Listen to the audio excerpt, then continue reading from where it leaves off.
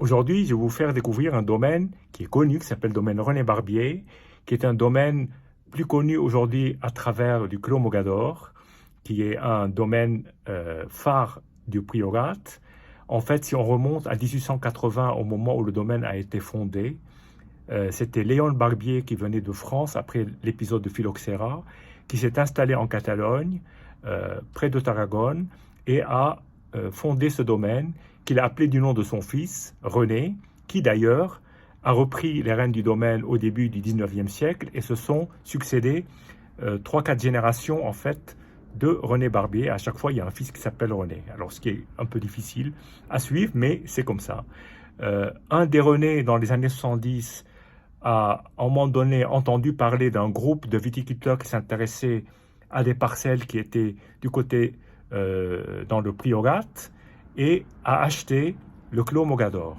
Il s'en est suivi en fait, et c'est là toute la confusion, c'est que le domaine René Barbier tel qu'il a été fondé a été vendu à une grande compagnie de cava qui est dans le Penedès qui s'appelle Freixenet, qui aujourd'hui est détenue à 50% par la famille, le groupe catalan et puis des Allemands, Henkel. Donc aujourd'hui, quand vous tombez sur des bouteilles de René Barbier, ça n'a plus rien à voir avec l'eau Mogador, parce que l'eau Mogador est un domaine.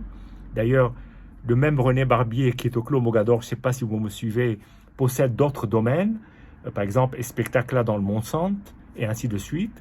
Je ne vais pas tous les énumérer. Et donc là, on revient quand même au domaine avant l'acquisition, puisqu'il s'agit de 1964. Alors 1964, c'est une année, grande année en Espagne, c'est l'équivalent de 1961 dans le Bordelais, donc je vous mets juste le niveau, c'est une des plus grandes années, et en particulier alors sur la Catalogne, mais aussi dans le centre de l'Espagne. Et là donc j'ai ouvert une bouteille d'un Penedès qui s'appelle le Primer Centenario 1880-1980. Donc j'imagine que cette bouteille, que ce vin a été mis en bouteille donc 16 ans après son millésime, et c'est une grande réserve. Bien, alors allons-y. Alors je n'ai pas grande information sur ce vin, sauf que effectivement c'est un vin sur l'appellation Penedès, qui est du côté de Sant Sadurní de la Noia, à une demi-heure de Barcelone. Bien, nous allons voir le vin. Alors le vin a une très belle couleur pour un vin de 60 ans, une couleur resplendissante, encore pas mal de pigments rouges et évidemment un pourtour évolué, mais pas si évolué que ça. Alors j'ai dû le carafer parce que le bouchon était un tout petit peu humide, ce qui est bien, ça veut dire que le vin a été conservé dans des températures d'humidité qui sont optimales, et du coup le bouchon s'est cassé, et donc j'ai été amené à carafer et à filtrer le vin. Alors fort est de reconnaître qu'il n'y a pas de dépôt dans la bouteille, ce qui veut dire que la famille Barbier de cette époque-là filtrait les vins, ce qui pour moi est parfois un inconvénient, mais bon, c'est pas non plus un critère principal, mais parfois ça peut jouer sur l'habilité, la capacité, disons, du vin à supporter les années au point de vue de la matière. Bien, goûtons.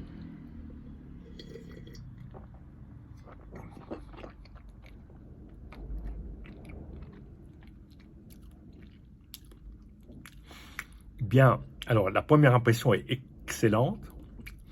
J'aurais dit à l'aveugle que je serais face à un vin où il y aurait du Cabernet Sauvignon.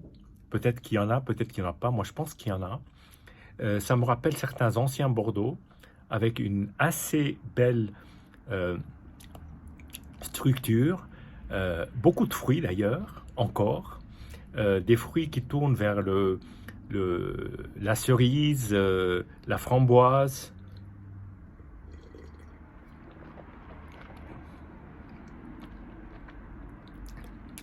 et des arômes de café, une belle acidité, et on part sur du tabac, du tabac de cigare,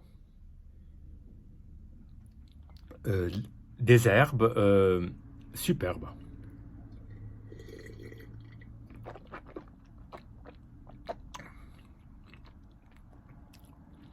Un très très beau vin qui est assez surprenant pour ses 60 ans.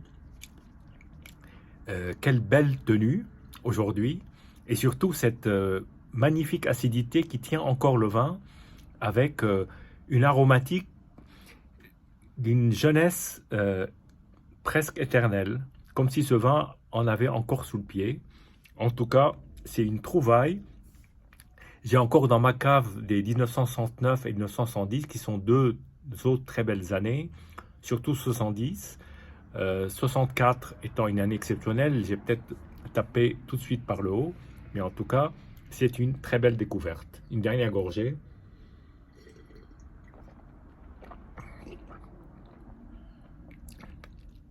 Décidément, c'est un très beau vin qui n'a aucun défaut des vins vieux, mais aucun.